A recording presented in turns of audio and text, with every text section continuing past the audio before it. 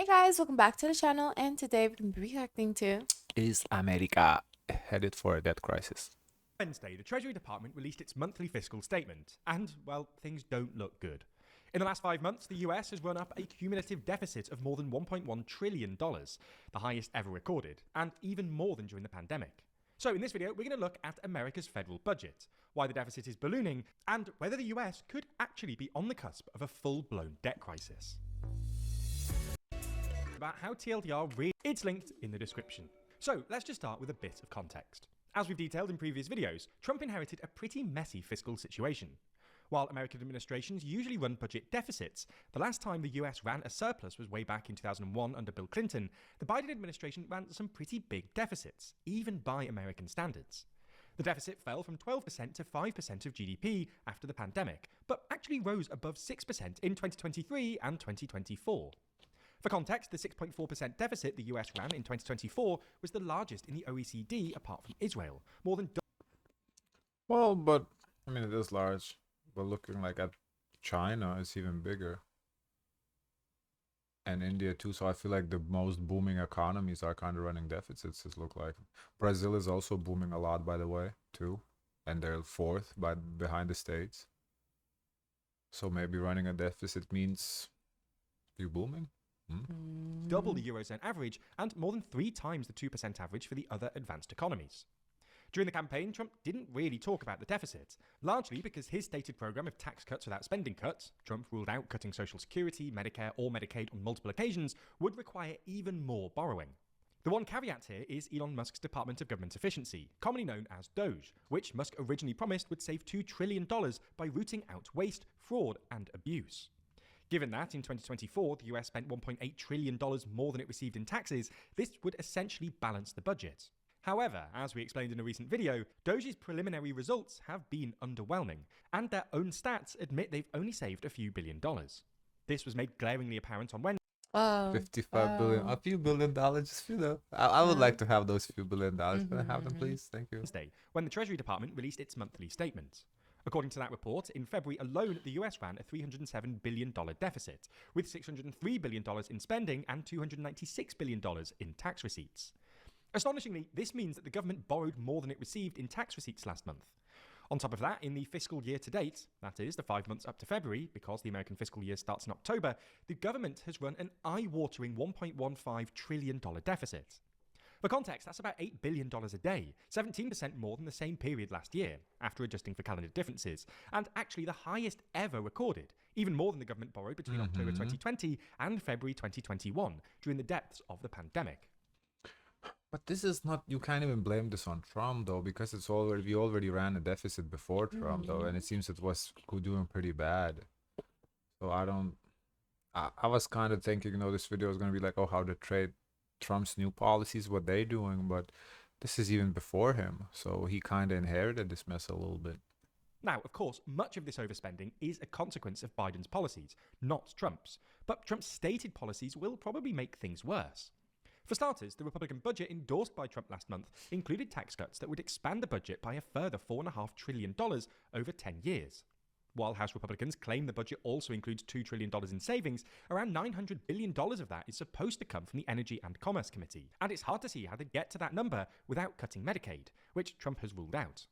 Similarly, Trump recently pushed House Republicans into voting for a so-called continuing resolution, which basically extended funding for Biden-era programs for the next 6 months, with a bit of extra money for border security and defense. And the other tax cuts he's promised, including on tips and overtime pay, could add another few trillion onto the deficit, depending on how they're actually implemented. On top of that, it looks like the American economy might be headed towards, if not an outright recession, then at least a slowdown. And this will put yet more strain on the budget, because a slower economy means more people claiming benefits and lower tax receipts.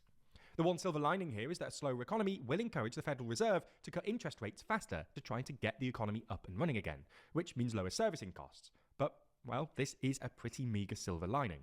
The final thing worth mentioning is that both Trump and Doge have said that they want to fire a few thousand workers at the Internal Revenue Service, or IRS, which is responsible for essentially collecting taxes. This will probably further increase the deficit, because while you might save some cash by firing employees, the IRS is incredible value for money. Studies have shown that for every dollar spent, the IRS returns between $5 and $12 in new tax revenue. So you get the idea. The deficit was already pretty massive, but it looks like it's going to get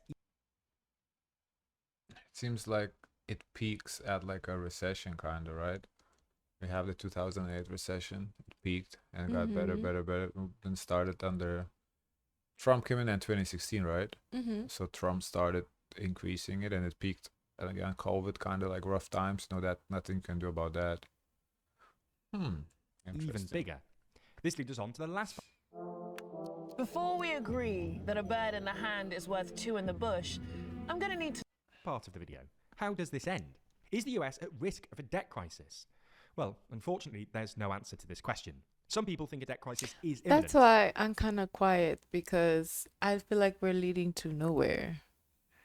I don't think it's headed for a debt crisis because there's always going to be people. I just don't see a scenario where America cannot borrow money.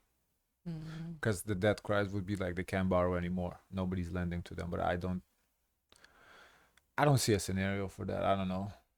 I mean, theoretically, it is possible. Of course, anything is possible. But I don't know. I don't see it happening.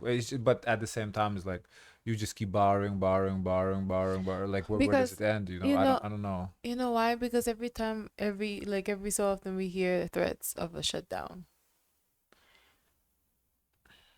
The shutdown meaning that there's no money to do the operations of what public servants are supposed to do. Shutdown is basically they can't agree on the budget. Yeah. They can agree on the budget. Yeah, that's what they can't agree on the budget. Yeah, so, it's like it's way too. I feel like it's every every quarter basically, right? Yeah. Every quarter, yeah. They can't agree on the budget, so. I don't know. And some people think the US can essentially keep printing dollars and issuing debts forever. Nonetheless, even if we can't give I guess I'm one of those persons. No, it's not that I think they can. I think it has to stop at some point. But they have it's no like, choice how? to like. I don't. It doesn't make sense. Like, okay, so if you guys don't agree on a budget, so what do you expect to happen? Well, Nothing. We sit there, we look at each other. That's gonna cause more catastrophe than just not printing more money. I don't know. What do you cut?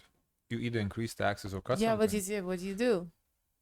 Well, But I you guess have to do something. I guess he is doing something. He's putting tariffs on. That's increasing So taxes. it's something. So I don't know. Yeah, this is tough. clear-cut answer to this question, we would like to point out two things Trump might want to worry about.